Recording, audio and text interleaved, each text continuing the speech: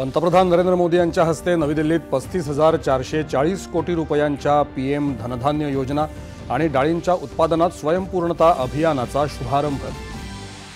या दोन्ही योजना शेतकऱ्यांच्या आयुष्यात आमूलाग्र परिवर्तन घडवतील। संपूर्ण देशाचा विकास होत असताना कृषी क्षेत्र वंचित ठेवून चालणार नाही, पंतप्रधानांचं प्रतिपादन। शेतकऱ्यांच्या उत्पन्नात वाढ करण्याबरोबरच पीक उत्पादकतेला बळकटी देण्याच्या उद्देशाने राज्यातल्या 9 जिल्ह्यांतही या उपक्रमाची सुरुवात।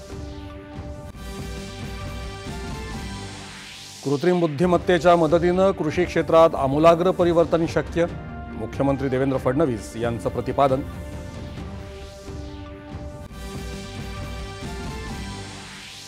स्थानिक स्वराज्य संस्थांच्या निवडणुकांमध्ये शक्य असेल तिथे युती आणि वेगळं लढल्यास मित्र पक्षांवर टीका न करण्याच्या सूचना दिल्याची मुख्यमंत्र्यांची माहिती।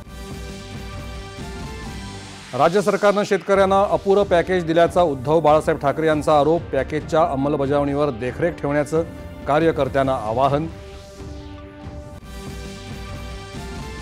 महायुतीने केलेल्या कामांच्या बळावरच आगामी निवडणुकांना सामोरं जाऊ, विधानसभेप्रमाणेच जनादेश मिळेल, एकनाथ शिंदे यांनी व्यक्त केला विश्वास। आणि नवी दिल्लीत सुरू असलेल्या दुसऱ्या क्रिकेट कसोटी सामन्यात भारताच्या पहिल्या डावातल्या 518 धावांचा सामना करताना वेस्ट इंडिजच्या पहिल्या डावात दिवसअखेर 4 गडी बाद 140 धावा। नमस्कार, 9:30च्या या बातमीपत्रात